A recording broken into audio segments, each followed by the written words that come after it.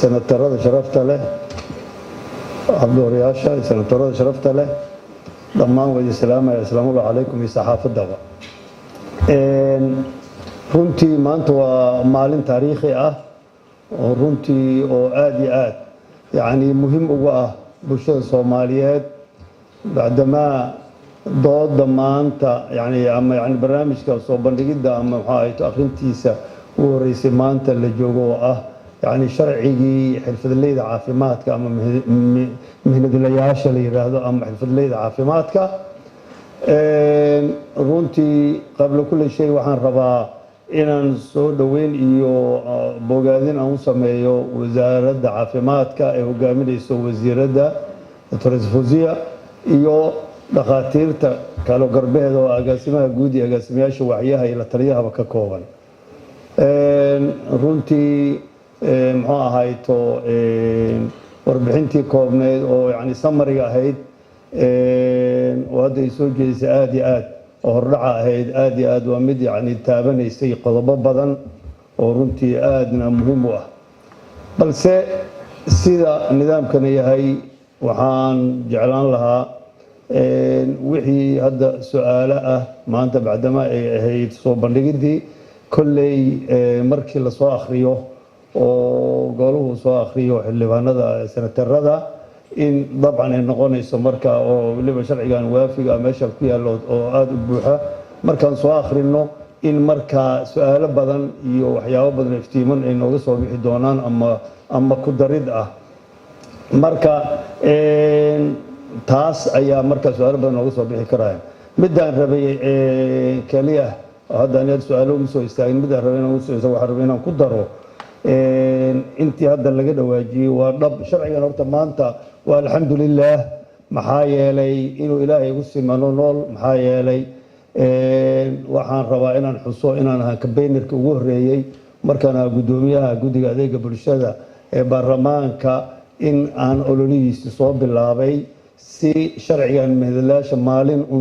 uu yani hirgalo maanta aad iyo aad marka waxaan yani nasiibkaasna ay muxuu ahayd runtii ilaahay waafajiyay tiimkan Dr. Fawziya hogaaminayso oo maanta runtii loo joogo in sharcigii uu soo maray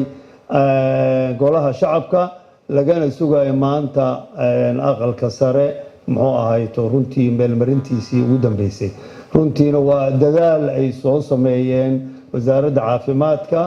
oo doctoreesada ay hogaaminayso runtiina waa yani inta يعني أي شرعاً تابنايو أما هذا يعني هرمركي هردعي أو تابناين وإنت جرت رنتي كنتي باهذا الوقبو إلا سمايو جديان هايتو مثل الياشة أما جدي يعني حفظ لي عافماتك مركا لباتوين كاس رنتي ولباتوين دمقشله oo ninkii dhiglo yani ka damqa ah maxaa yeelay waxyaabihii gaar ahaan muddadii 30 sano ku dhow oo burburka jiray aad u kabacday oo runtii ay noqotay yani wax la dhihi jiray meelan sharci ka jirin oo la leeyahay war hadaa rabtid inaad yani maalmo yani aad yani wax ku soo shaqaysatid adoon xataa professional ahayn Soomaaliya ma tagtid dad badan oo ajaanib ah isku soo maartay dhiirigelinayaan inay noqotay yani goob loo soo tago muxuu ahayto loo soo shaqo doonto taasoo marka victimka uu noqonayo uu yahay bulshada Soomaaliyeed waxa ku dhimanayo ku baaba'aya ay noqotay taasna runtii ay tahay maanta wax dhibaatooyinka badan oo aan goob jooga u nahay oo ka dhacaya maanta yani Soomaaliya majaalka caafimaadka ay tahay example kaliya hadaan idin soo qaado gabar iska socoto meel tagtay isbitaal la yiri waa lagu qalayaa waa gabar waliba idin nafteeda caafimaadka oo sheebarista ahayd maxaa laga qalayaa waxa la yiri cyst ovary cyst baa qabtaa oo wax la qalaba aanan ahayn waxa dhacay gabadhii biriisa dambe soo noqday in la yiri gabadhii waa la qalay markii la qalayna inaysan ka kicin oo ay gashay wax la yiraahdo kooma gashay markii ninkii qalay maalinta soo qalay subaxdeedina inuu dhoofay markaasoo dhakhtar kale yani nin kale meesha jooga ku dhaafay septicemia inay noqotay waa garan kartaa septicemia waa septicemia in ayada dhiiggeedii dhan uu noqday bacteria noqday wada buuxiyey afar birina kooma ay ku jirtay kadibna ay dhimatay waa waxyaabaha ugu yar oo weliba hadda aan yani practical aan ku aragno qof iska socdo waxba aan qabila leeyahay xamiitida dhagaxa ka buuxa waa lagu qalayaa oo waa imaanaysaa berito waa soo la qalay ku dhintay yani waa waxyaabaha xadgudubyada adduunyada aad iyo aad runtii weliba ay u taabato ka mid a qofkii noloshiisa siduu ilaahay qur-aankiisa noogu sheegay walqad karramna bani aadam watuu yidhi bani aadamka waxaa noloshiisa wax ka qaalisan ma jirto waa muhiimadda koowaad marka dabcan ilaalinta karaamada iyo nolosha bani aadamka iyo bulshadeenna weliba soo ragaadsaday muxuu ahayto muddadan dheer dhibaatooyinkii dagaalada iyo baahidii iyo gaajada iyo barakacii maanta inuu sharcigan maanta hirgalo runtii wuxuu noqonaysaa arrin taariikhi ah oo aad iyo aad oo haddaan nahnaka aqalka sanadkana taariikh kale loo geli doono wax kale kuma sii dheeraanayo waxaan u dhaafan doonaa dooda markii yani ay furmayso oo laiskugu soo noqon doono balse waxaan hubaa aqalka sare ama aqalkeena sare ee sanadka oo u badan weliba ama wada ahba dad muxuu ahayto rugcadaa muxuu ahayto way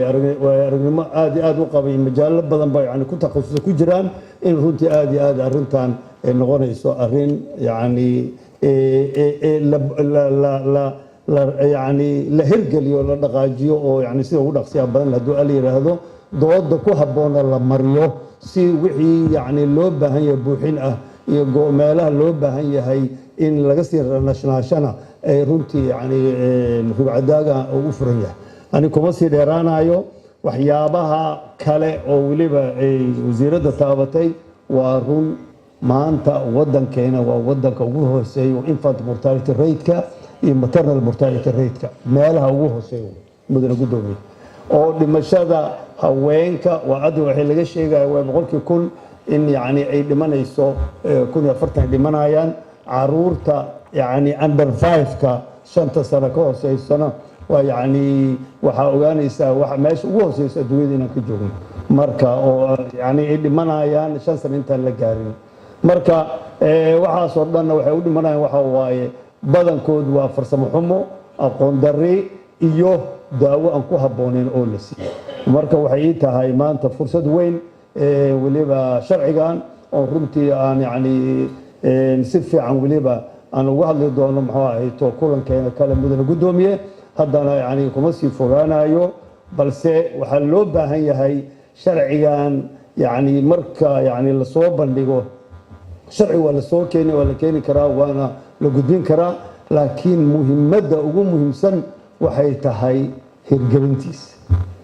hirgelintiisa haddii kale wuxuu ku ekaan doonaa wax warqad ku qoran oo hadan daalka badan iyo juhdiga la soo geliyo tan kale rabin mudane gudoomiye waxay tahay anoo soo koobi doona majaalkii ganacsi majaalkii caafimaadka waxay ka dhawaajisay waa dhab maxaa yeelay xoogaal baan u ahay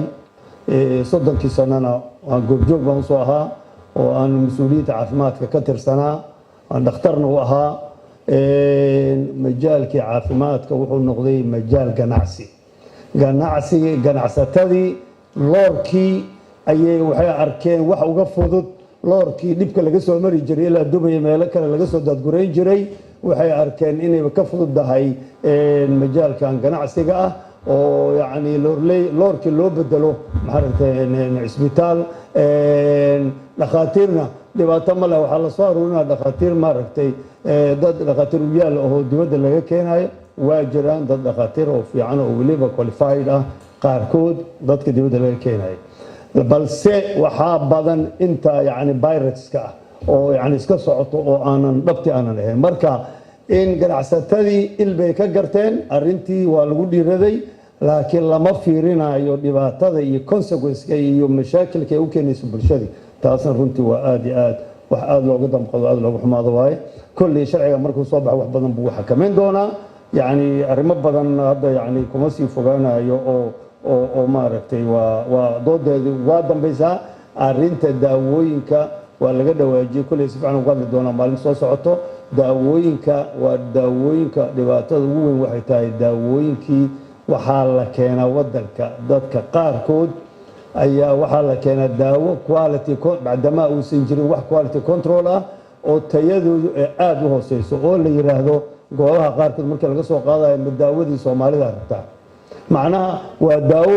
gradient case oo maxaa pharmacological-ka ahaa oo zero yahay waxaanu aragnay daawo ka samaysan tahay only kaliya maxaa la yiraahdaa bur oo baarnay oo bur ka samaysan yahay kaliya yani qof lagu daaweynayo markuu ku daaweysmi waayo waliba ayaa la qaaday hadii la fiiriyo waxa la yiraahdo wuxuu ka samaysan yahay oo kaliya ya tablets kan wuxuu ka samaysan yahay bur kaliya ka samaysan yahay balse qaar kale waxa jira waliba dhibaato kala keeno oo waxyaabo kale ka samaysan oo waliba qofkii dhibaato u keeni kara dhanka kaliyaha iyo dhanka daahka marka waa runtii waa yani waa dhibaatooyinka aad iyo aad waxyaabahaas oo dhan oo annaga oo aqalkii sare maanta yani mas'uuliyiintii ka tirsan aan aqalkii sare ka mid ah xubnihiisii xataa halistaas aan ugu jirno sida halistaas ugu jiraan inta kale bulshada ah ee gaar ahaanna kuwa u nugul oo ah bulshada aad iyo aad ugu nugul oo ah haweenka iyo carruurta iyo dadka da'da ah iyo dadka weliba danyarta marka mudan gudoomiye aad iyo aad baa umahadsan tahay dhegeysateen balse waxaan rabaa arrintan doodeeda maalinta la keenayo oo maalinta xigta ah in si fiican oo waafi ah runtii loo soo akhriyo oo wax badan ayaa nooga bixi doona markaasna fikirka runtii markii warhela tala helaa la yiraahdaa war badan baa ka heli doontaan runtiina aad iyo aad yani weliba contribution fiican iyo tala badan aad ku biirin doontaan aad tihiin aqalka sharafta badan marka gudoomiye intaasaan kusoo koobayaa waxaan rabaa mar kale inaan hambalyo iyo bogaadin aan u diro wasiiradda iyo tiimka dhakhaatiirta mas'uuliyiinta wasaaradda caafimaadka ka socda iyo intii isku soo shaqlisay oo yani runtii dadaalka weyn soo gelisay yani hindis sharciyeedkan oo maanta runtii maraya dhammaadkiisii ama soo gudbay maraya aqalkii sare yani si uu soo gabagabayn lahaa aad iyo aad mahadsantiin mudan gudoomiye iyo mudanayaal aad iyo aad waxaan rajeynaa insha allah guul ayaan u rajeynayaa sharcigan iyo meelmarid degdeg ah hadduu al yiraahdo kadib markaa waliba wixii loo baahan yahay ama turxaan bixin ah ama ku darid ama ka dhamid ah ama buuxin ah aanu yani soo aragno aad mahadsantiin wabillahi tawfiiq wasalaamu calaykum